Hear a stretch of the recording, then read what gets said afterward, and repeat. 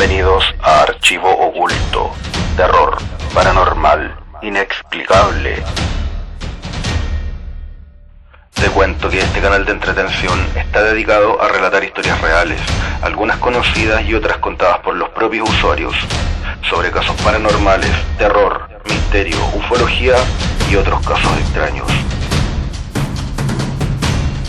Prepárate un café o lo que quieras, apaga la luz, pero lo más importante, cierra la puerta de tu habitación. Estás en Archivo Oculto.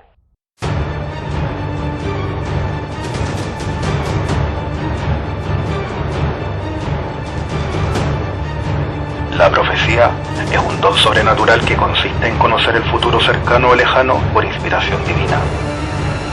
En el Antiguo Testamento se cumplieron profecías como la promesa de Dios a Abraham, la liberación de los hebreos de Egipto, el nacimiento de Jesucristo, su vida y obra, muerte y resurrección, la destrucción de Jerusalén y la gran apostasía. Y del Nuevo Testamento aún quedan muchas por cumplirse y las veremos en este video. Existe un permanente interés en este tema, con preguntas como: ¿el anticristo ya está gobernando? ¿Falta mucho o poco para el fin del mundo? ¿Cuándo será la segunda venida de Cristo? La respuesta a estas preguntas aún es desconocida. Recopilé información confiable y en este episodio contaré sobre 4 profecías bíblicas por cumplirse que tal vez no conocías. Parte 1. Número 1. El rapto bíblico. El rapto, mencionado en varios pasajes de la Biblia, es un tema muy debatido entre los estudiosos bíblicos, y algunos creen que se refiere a algo espiritual. Si tú eres creyente en Cristo, deberías saber que a partir de una lectura directa y literal de las Escrituras, el rapto sí ocurrirá. Hay distintas lecturas sobre este increíble evento anunciado por el apóstol Pablo. Citaré y trataré de explicar de manera simple en qué consiste el rapto bíblico. Se conoce como el arrebatamiento o rapto al momento en el cual Cristo se llevará de la tierra a los y las creyentes que hicieron el bien en la vida terrenal. Estos creyentes serán recompensados y los que no vivirán la gran tribulación. Se dice que los que hayan muerto en Cristo revivirán y los seguidores de Jesús que aún estén vivos serán arrebatados de la tierra. El rapto bíblico eventualmente ocurrirá en un momento inesperado en nuestra vida. La gente va a desaparecer en un pestañeo. Da igual el momento y el lugar donde estemos, porque seremos arrebatados del mundo para encontrarnos con Cristo en el cielo. Y los que no sean arrebatados vivirán tiempos de sufrimiento y agonía. Según la Biblia, la tribulación mencionada en Daniel 9, versículo 27, es un periodo de persecución de los seguidores de Cristo y de juicio del mundo por parte de Dios. Durante la tribulación habrá guerras terribles, hambrunas, plagas y desastres naturales. La tribulación precederá al juicio final. Durante la tribulación tendrán lugar los 4 jinetes del Apocalipsis, los 7 sellos y las 7 trompetas. Algunos creen que la tribulación coincide con los tiempos de hoy, aunque yo creo que no, pero sí que falta poco. En el Evangelio de Juan hay unas palabras que Jesús dijo a sus discípulos antes de su muerte y resurrección. Jesús les dijo que no debían estar tristes porque, aunque Él se iba físicamente, volvería. Él iba a preparar un lugar para ellos, pero regresaría a buscarlos para llevarlos allí, donde pasarían la eternidad con Él. Al menos esto es lo que se entiende en Juan 14, versículos del 1 al 3. No se angustien, confíen en Dios y confíen también en mí. En el hogar de mi Padre hay muchas viviendas. Si no fuera así, ya se los habría dicho a ustedes. Voy a prepararles un lugar, y si me voy y se los preparo, vendré para llevármelos conmigo. Así ustedes estarán donde yo esté. Aquí vemos que Jesús no se refiere a su resurrección, sino al momento en que regresaría a buscarlos, a ellos y a todos los que le hayan recibido como Señor y Salvador hasta ese día. Les aseguro que volvería a buscar a su iglesia y a todos sus hijos. Jesús los animó con esperanza y certeza, y tal como dijo Jesucristo, vendré para llevármelos conmigo. Hay una reveladora referencia bíblica en Mateo 24, versículo 41, que dice lo siguiente: dos mujeres estarán moliendo en el molino, una será llevada y la otra será dejada. En 1 Tesalonicenses 4, versículos 16 y 17, también se habla de un rapto. El Señor mismo descenderá del cielo con voz de mando, con voz de arcángel y con trompeta de Dios, y los muertos en Cristo revivirán primero. Luego, los que estemos vivos, los que hayamos quedado, seremos arrebatados junto con ellos en las nubes, para encontrarnos con el Señor en el aire. Y así estaremos con el Señor para siempre. En estos versículos Pablo anima a los creyentes de Tesalónica hablándoles sobre el fin de los tiempos. Dentro de la iglesia había algunos que preguntaban qué pasaría con los creyentes que murieran antes que Jesús regresara a buscar a su iglesia. Pablo les habló sobre tres cosas que sucederán una detrás de la otra durante el fin. Primero, Jesús descenderá y se anunciará su venida. Apocalipsis 1, versículo 7. Dice que todos lo verán con sus propios ojos. Segundo, los muertos en Cristo revivirán. Y en tercer lugar, los hijos de Dios que aún estén vivos serán arrebatados y se reunirán con el Señor en el aire. Sobre esto último, no deja de llamar la atención esto de que los muertos en Cristo resucitarán. Es difícil entender esta parte ya que hay muchas interpretaciones. Otra frase bíblica que destaco es la de Mateo 24, versículos 30 y 31, la cual dice lo siguiente: la señal del Hijo del Hombre aparecerá en el cielo, y se angustiarán todas las razas de la tierra. Verán al Hijo del Hombre venir sobre las nubes del cielo con poder y con gran gloria.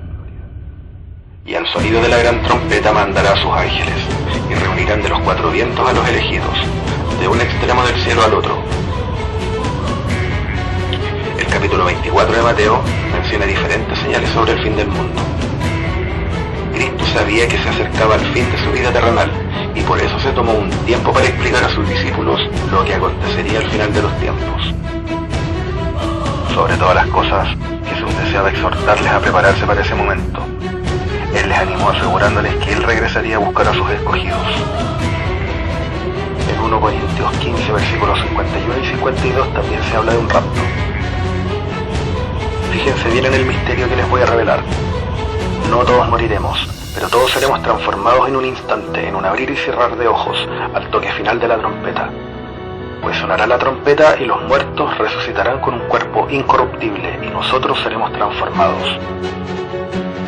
Aquí Pablo animó a la iglesia en Corinto, Grecia, hablándoles sobre un misterio, algo que ellos no habían escuchado hasta entonces. Les habló sobre esa transformación maravillosa por la que pasarán los hijos de Dios cuando Jesús regrese a buscar a su pueblo. Esto ocurrirá de repente, en un instante, en un abrir y cerrar de ojos. Pablo les aseguró que cuando suene la trompeta final, los que hayan muerto revivirán con cuerpos incorruptibles. Los hijos de Dios que todavía estén vivos serán transformados inmediatamente, no permanecerán igual. Existe una controversia si el rapto ocurrirá antes o después de la anunciada tribulación. Hablaré sobre esto en detalle. La pretribulación postula que el rapto ocurrirá antes del período de tribulación de 7 años descrito en el libro de Apocalipsis. Los defensores de este punto de vista a menudo citan Apocalipsis 3, versículo 10, donde Cristo dice lo siguiente: por cuanto has guardado la palabra de mi paciencia, yo también te guardaré de la hora de la prueba que ha de venir sobre el mundo entero, para probar a los que moran sobre la tierra. Esta hora de prueba es interpretada por los que creen en la pretribulación como el período de la gran tribulación, y argumentan que la promesa de Jesús de guardar a los creyentes de ella implica un rapto antes de la tribulación. Además, en 1 Tesalonicenses 5, versículo 9, dice: porque Dios no nos destinó a sufrir, sino a recibir salvación por medio de nuestro Señor Jesucristo.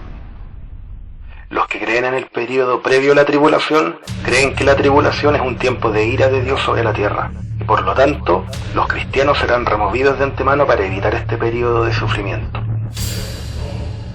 También hay algunos que sostienen que el rapto ocurrirá a mitad del período de tribulación de 7 años, en el punto de 3 años y medio. Esta perspectiva se basa en la creencia de que la tribulación puede dividirse en dos mitades distintas, la primera mitad siendo un tiempo de relativa paz y la segunda mitad siendo la gran tribulación, un tiempo de sufrimiento y persecución sin precedentes. Y está la post-tribulación, el período posterior a la anunciada gran tribulación bíblica. Este período afirma que el rapto ocurrirá al final del período de la tribulación, justo antes de la segunda venida de Cristo. Los defensores de esta perspectiva argumentan que los cristianos están llamados a soportar el sufrimiento y la persecución, y por lo tanto pasarán por la tribulación junto con el resto del mundo. Agrego también que Mateo 24, versículos del 29 al 31, son pasajes clave para los que creen en la post-tribulación. Inmediatamente después de la angustia de estos días, el sol se oscurecerá y la luna no dará su luz. Las estrellas caerán del cielo y los cuerpos celestes serán sacudidos. Entonces aparecerá la señal del Hijo del Hombre en el cielo. Esta secuencia de eventos sugiere que el rapto ocurra después de la tribulación, coincidiendo con el regreso de Cristo. El debate sobre el momento del rapto en relación con la tribulación es complejo por las distintas interpretaciones. Mientras que los puntos de vista para cada período tienen cada uno sus propios argumentos teológicos, el mensaje de fondo sigue siendo el mismo. Jesucristo volverá y los creyentes están llamados a vivir en preparación y esperanza.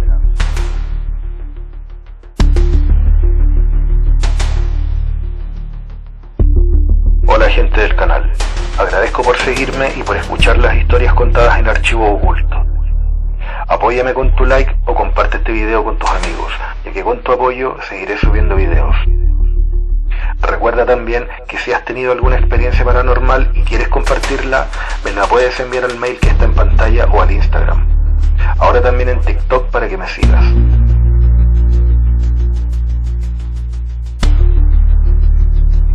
Prepárate un café o lo que quieras. Apaga la luz, pero lo más importante, cierra la puerta de tu habitación. Estás en Archivo Oculto.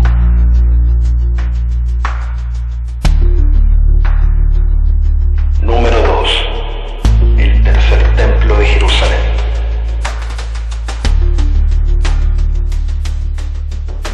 Según la Biblia, el templo de Jerusalén se trataba del único santuario legítimo del pueblo israelita y contenía en su interior el Arca de la Alianza, un altar, candelabros de oro, el altar de inciensos, una mesa con panes sagrados y otras ofrendas empleadas para llevar a cabo el culto a Dios.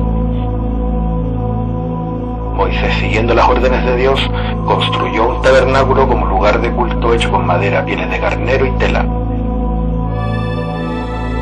El primer templo de Jerusalén fue construido por el rey Salomón alrededor del año 960 a.C. y sustituyó al tabernáculo creado por Moisés como centro de culto a Yahvé. Luego el segundo templo fue reconstruido por Zorobabel en el 515 a.C., cuando Judea estaba bajo soberanía persa. Y finalmente la renovación del templo fue completada por Herodes el Grande el año 19, poco antes del nacimiento de Cristo, hasta que fue destruido por las tropas romanas de Tito en el año 70 después de Cristo. Lo único que quedó fueron los restos de lo que hoy conocemos como el Muro de los Lamentos, ya que el general romano Tito dejó este muro para que los judíos tuvieran el amargo recuerdo de que Roma había vencido a Judea. En la web hay distintas fuentes que hablan de la supuesta construcción del Templo de Jerusalén. Incluso hay videos que muestran cómo avanza la obra. Sin embargo, la construcción del templo no ha sido confirmada por las autoridades religiosas de Israel. Comentaré sobre este tema en base a la información más fidedigna que pude encontrar. El tercer templo es un lugar de culto sagrado para los judíos. La idea de su construcción está basada en la tradición judía y en las referencias indirectas de la Biblia, aunque actualmente no se puede construir, ya que el monte Moriah, donde antes estaba, ahora es un lugar administrado por los musulmanes. Desde 1987, cuando el movimiento del templo comenzó los preparativos para la reconstrucción del tercer templo, los esfuerzos para ver que esto se convierta en una realidad en el siglo XXI han progresado lentamente debido a distintos motivos. Surge la pregunta, ¿por qué Israel no ha podido construir el templo? principalmente por la ambivalencia de los judíos sobre el proyecto y porque el Monte Moriah es territorio musulmán. Este punto es relevante, aunque eso podría cambiar pronto. En el Israel del 2025, un gran porcentaje del pueblo judío ve su construcción como una motivación ideológica, pero la noción y el deseo por el tercer templo es sagrado en el judaísmo, particularmente en el judaísmo ortodoxo. Son los judíos ortodoxos los que revivieron el Sanedrín, el cuerpo religioso que supervisaba las cuestiones halágicas relacionadas con el templo y quienes tienen la intención de verlo reconstruido como en la época del rey Salomón. La importancia para los judíos ortodoxos de la reconstrucción del templo radica en su papel en la redención del mundo, que creen que solo puede tener lugar una vez que el templo sea reconstruido. No obstante, después de la destrucción del segundo templo en el 70 después de Cristo, la mayoría de los rabinos adoptaron la posición de que la ley judía prohíbe reconstruir el templo sagrado antes de la era de la redención mesiánica, o que la ley es demasiado ambigua y que el Mesías debe venir primero. Según el Instituto del Templo, una ONG israelita abocada a la tarea de reconstrucción ya tiene listo la mayoría del mobiliario requerido para el templo. Ya han creado los muebles y utensilios que se utilizarán, una gran menorá de oro, un altar de sacrificio y otros elementos sagrados. De acuerdo con el Instituto del Templo, ahora hay una nueva generación de sacerdotes que están siendo entrenados para llevar a cabo sus sagradas funciones.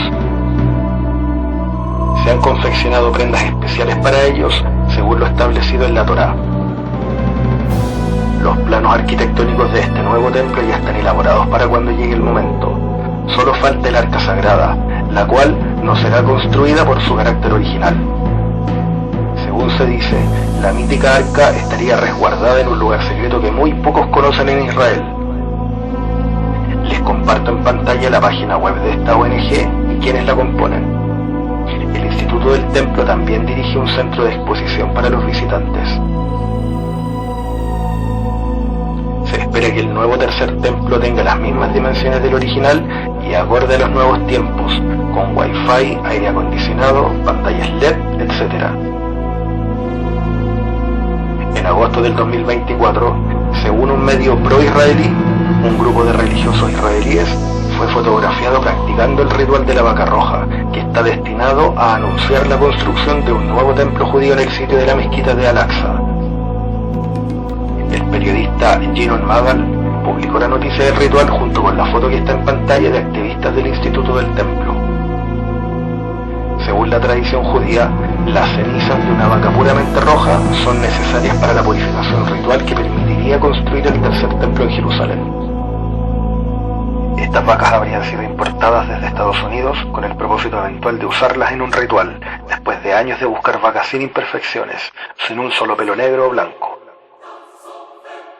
Para los judíos que estudian las profecías sobre el fin de los tiempos, la restauración de los sacrificios rituales en Jerusalén es la antesala de la llegada del falso Mesías, o incluso el fin del mundo, de acuerdo con la interpretación de Daniel 9, versículo 27. Y por otra semana confirmará el pacto con muchos. A la mitad de la semana 70 hará cesar el sacrificio y la ofrenda. Después, con la muchedumbre de las abominaciones, vendrá el desolador, hasta que venga la consumación, y lo que esté determinado se derrame sobre el desolador. La profecía de Daniel vincula al anticristo con el tercer templo de Jerusalén. Esto significa que un futuro líder político, o sea el anticristo, hará un pacto engañoso con los líderes judíos, lo que llevará a la definitiva reconstrucción del tercer templo. La otra gran pregunta que muchos se hacen es ¿quién será el anticristo? En mi opinión, será una autoridad religiosa, porque si la profecía dice que se sentará en el trono de Dios, no creo que sea un presidente occidental o un magnate multimillonario. Tal vez sea un futuro papa, un gran rabino del Estado de Israel, incluso que sea un futuro primer ministro como Netanyahu. El anticristo o falso profeta engañará al pueblo como un líder de paz. Al principio será muy valorado, pero en realidad buscará la destrucción de Israel y de los creyentes en Jesucristo. tomando en cuenta las menciones del anticristo en pasajes como 1 Juan, 2 Tesalonicenses y Apocalipsis, podría concluir que este personaje también está vinculado al llamado desolador, como mencioné anteriormente en Daniel 9, versículo 27. Vendrá el desolador hasta que venga la consumación. Probablemente el desolador sea un ataque militar a gran escala de una nación enemiga del Estado de Israel. Y la muchedumbre de las abominaciones lo interpreto como una gran multitud que va a venerar la imagen del anticristo en una parte del templo. Estoy seguro de que esta antigua profecía se cumplirá, y yo creo que, tomando en cuenta lo anterior, será entre el 2026 y el 2037, o quizás antes. Número 3. Los 144.000 elegidos. Los 144.000 sellados o elegidos son un grupo de personas que aparece en la Biblia en los capítulos 14 y 7 de Apocalipsis. Se les describe como fieles que reciben el sello de Dios y que cantan un cántico nuevo delante del trono de Yahvé. Esto se menciona en Apocalipsis 14 del 1 al 4.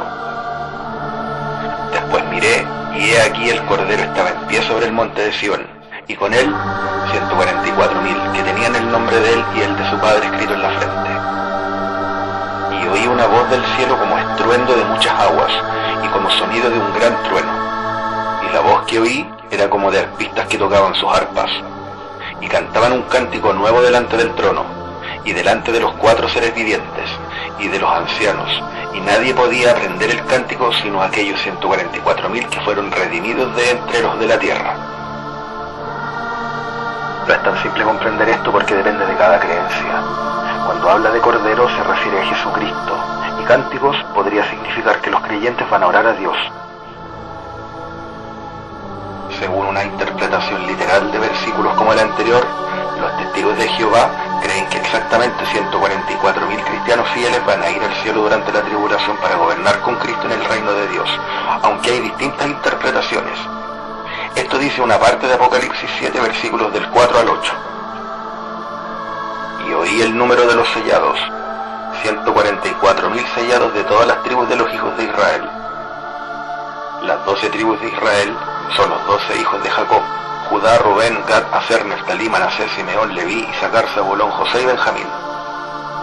En Apocalipsis 7, del 2 al 4, también se habla de lo mismo. Vi también a otro ángel que venía del oriente con el sello del Dios vivo. Gritó con voz potente a los 4 ángeles a quienes se le había permitido hacer daño a la tierra y al mar: no hagan daño ni al mar, ni a la tierra, ni a los árboles, hasta que hayamos puesto un sello en la frente de los siervos de nuestro Dios. Y oí el número de los que fueron sellados, 144.000 de todas las tribus de Israel. Hay que entender que el número 12 simboliza a las tribus de Israel, es decir, al pueblo elegido de Dios. Por lo tanto, la cantidad 144.000, la cual es múltiplo de 12, simboliza a los descendientes de las 12 tribus originales, el linaje o la casa de Israel. Los 144.000 son el último grupo de creyentes en Cristo que habitará la tierra y que pertenecen tanto a la casa de Judá, o sea, judíos, como a la casa de Israel, que son los cristianos, y cuya misión será dar testimonio del Hijo de Dios durante la gran tribulación y exponer el engaño del falso Mesías o anticristo, que construirá el tercer templo en Jerusalén y después logrará que la gran ciudad sea destruida. Muchos han interpretado, y me incluyo, que los 144.000 elegidos serán personas tanto de Israel como de otras partes del mundo que serán salvadas antes del apocalipsis bíblico. Y esta interpretación se basa en el versículo 9 de Apocalipsis. Después de esto miré, y he aquí, delante de mí, una gran multitud que nadie podía contar, de todas las naciones, tribus, pueblos y lenguas, estaban de pie delante del trono y delante del Cordero. Vestían túnicas blancas y sostenían ramas de palma en sus manos. Esto le daría sentido a que los 144.000 elegidos serán creyentes de todo el mundo y no solo de Israel, y que van a perseverar ante los ataques perseguidores de la bestia en los últimos días. Los 144.000 sellados serán personas protegidas por Dios y que no sufrirán la gran tribulación como el resto del mundo antes de la segunda venida de Cristo. Dale like, comparte y comenta para seguir creciendo y subiendo videos. Y si te impactaron las primeras historias, prepárate, porque quedan la última historia en Archivo Oculto. Número 4. Los dos testigos del Apocalipsis.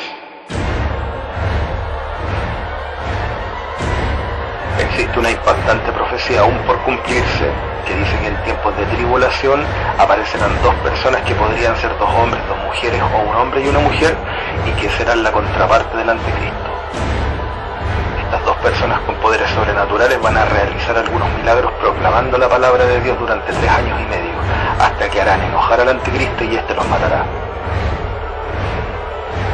Lo impactante de esta profecía es que eventualmente las personas podrán ver cuando mueran y a los 3 días y medio van a revivir ante la mirada de todo el mundo. Al igual que las profecías anteriores, la de los dos testigos del Apocalipsis también tiene distintas interpretaciones y no es tan fácil explicar si se refiere a personas reales o no. Hay que tomar en cuenta que esta profecía y las anteriores fueron escritas hace miles de años, cuando el mundo era muy distinto al de hoy, por lo que hay que entender el contexto de cada palabra. En Apocalipsis 11, versículos del 3 al 12, se mencionan dos personajes descritos como los dos testigos enviados por Dios, que tendrán la misión de evangelizar el mundo impío en los últimos años de la gran tribulación desde Jerusalén. Apocalipsis 11, versículo 3 dice lo siguiente: y daré a mis dos testigos que profeticen por 1260 días vestidos de silicio. Esto significa que su evangelización durará 3 años y medio. Las predicaciones de los dos testigos estarán acompañadas de grandes poderes milagrosos, y durante su ministerio no habrá nada que podrá detenerlos ni hacerles frente. El apóstol Juan, en Apocalipsis 11, versículo 4, los describe como los dos olivos y los dos candeleros que están de pie delante del Dios de la tierra. Tal como lo dice Apocalipsis 11, versículos del 4 al 8. Estos son los dos olivos y los dos candelabros que están delante del Señor de la tierra. Y si alguno quiere hacerles daño, de su boca sale fuego y devora a sus enemigos. Así debe morir cualquiera que quisiera hacerles daño. Dios concederá autoridad a sus dos testigos para profetizar durante 1260 días vestidos de silicio. Como dije anteriormente, 1260 días es lo mismo que 42 meses, lo que equivale a 3 años y medio. Esto significa que vivirán un tiempo limitado de tribulación, de angustia, sufrimiento y persecución. ¿Qué significa que estén vestidos de silicio? El silicio se usaba en la antigüedad como símbolo de penitencia, dolor, duelo o sufrimiento. Lo más probable es que los dos testigos estén vestidos con una indumentaria de color gris. Debemos considerar que el ministerio profético de los dos testigos estará en estrecha relación con el ministerio que en el pasado llevaron a cabo profetas de Israel como Moisés y Elías. Sin embargo, ya en el Antiguo Testamento se hacía mención de que Dios enviaría un mensajero especial que va a preparar la llegada del gran día del Señor, antes de la segunda venida de Jesús. Esto está en Malaquías 4, versículo 5, y dice lo siguiente: He aquí, yo os envío al profeta Elías, antes que venga el gran día de Jehová, grande y terrible.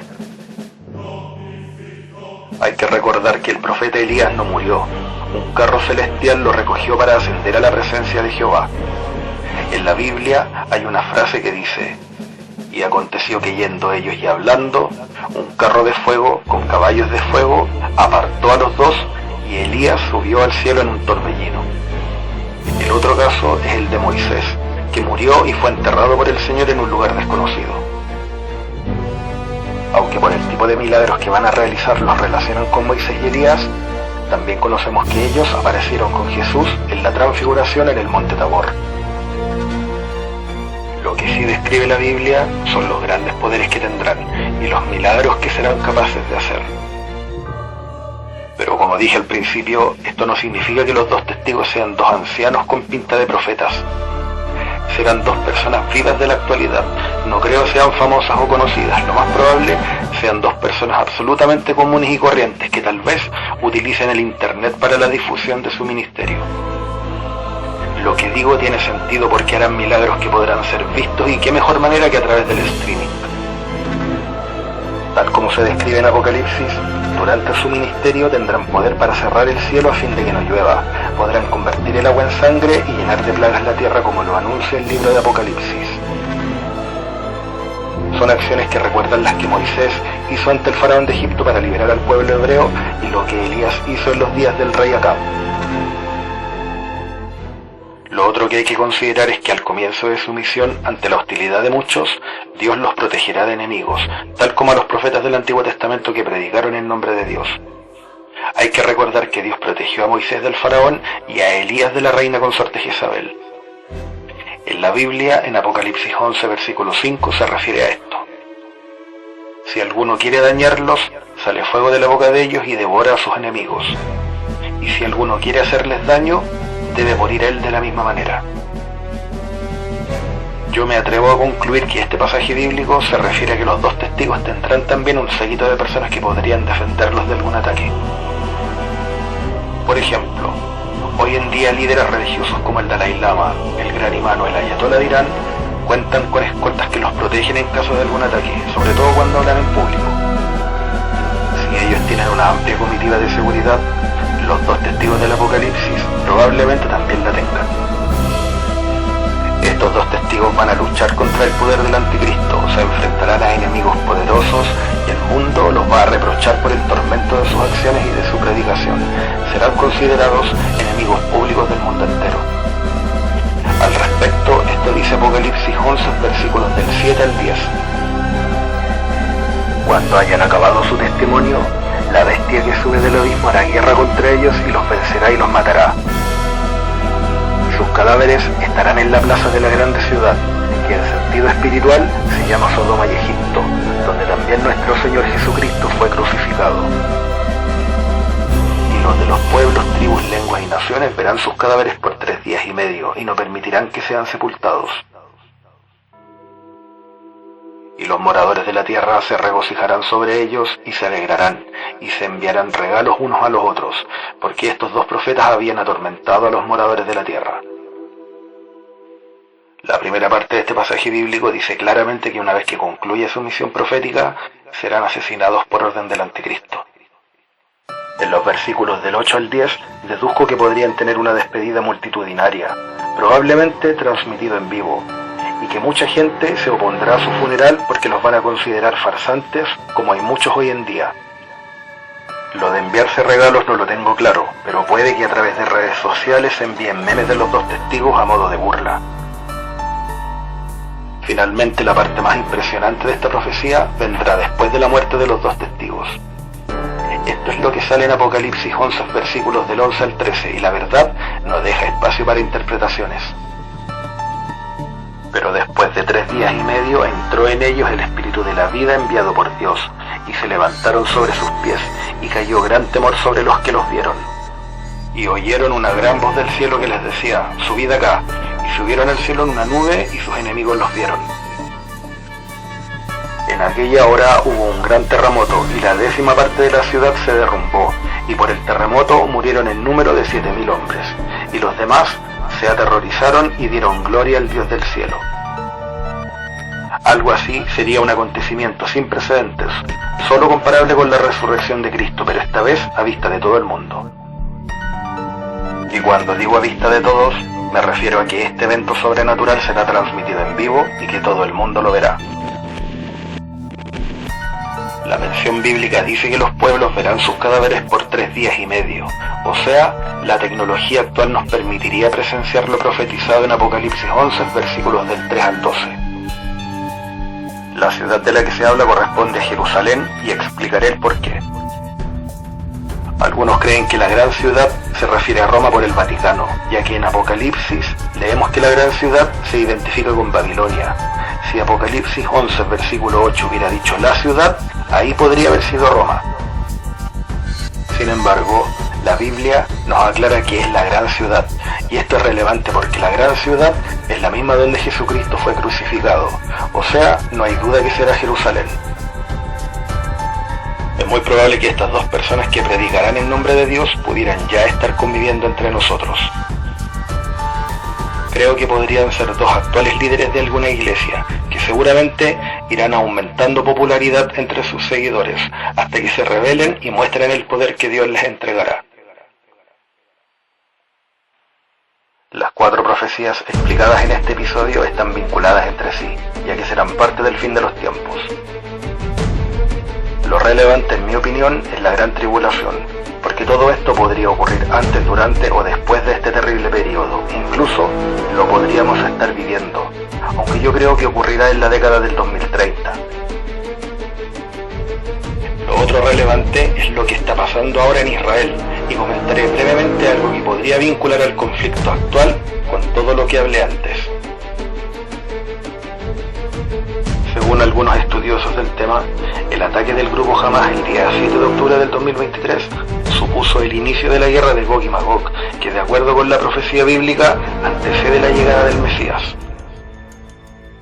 Los capítulos de Ezequiel 38 y 39 hablan de una gran batalla que habrá en Israel en los últimos días y que involucrará a un pueblo de Magog, dirigido por un rey llamado Gog. La interpretación de lo que describe el profeta Ezequiel es una coalición de naciones alzándose contra Israel en un momento en que el pueblo judío ha regresado del exilio y vive en su tierra en paz y seguridad. ¿Es la guerra actual entre Israel y Hamas un cumplimiento de la profecía bíblica?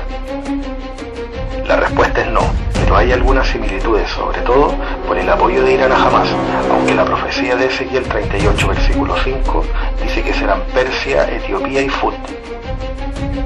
Lo otro que no coincide es que, según algunos estudiosos del libro de Ezequiel, la guerra de Gog y Magog comenzará concretamente en el último día de la festividad de Sukkot, el día 6 de octubre, y la guerra actual comenzó al día siguiente. Respecto a la ciudad de Gaza en Palestina, también fue mencionada en la Biblia, específicamente en Sofonías capítulo 2, versículo 4. Porque Gaza será desamparada y Ascalón asolada.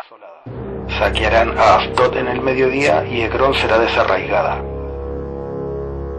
Si analizamos este pasaje bíblico, Gaza más que abandonada ha sido destruida.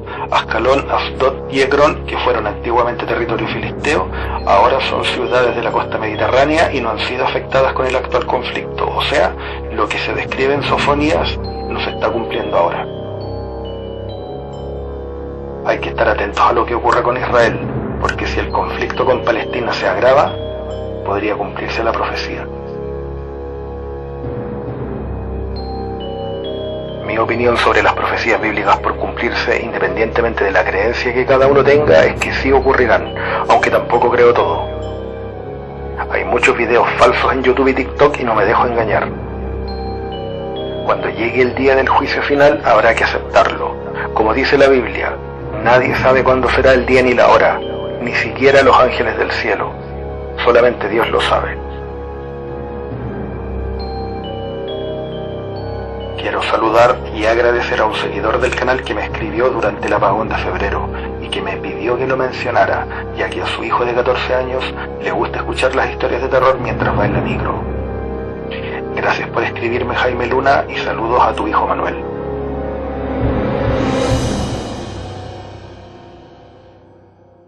Archivo oculto. Terror. Paranormal.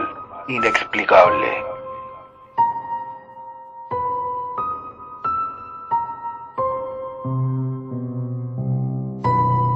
Ayúdame a crecer dándole like al canal, suscríbete o comparte este video. Si quieres contarnos tu experiencia, puedes escribirme por correo a archivooculto236@gmail.com o por mensaje privado al Instagram del canal.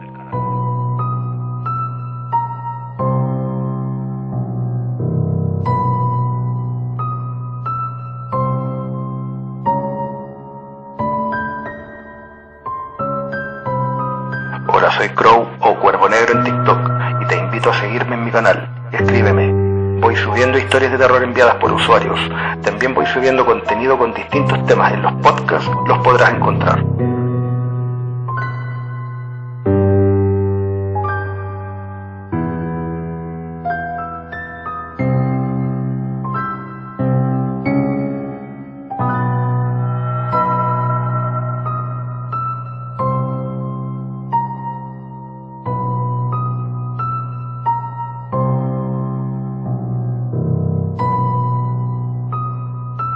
Atentos que iré subiendo videos los días domingos. También deja tu comentario en cada video para poder conocer tu opinión. Y recuerda, por favor, no te asomes por la ventana, que alguien te mira en la oscuridad.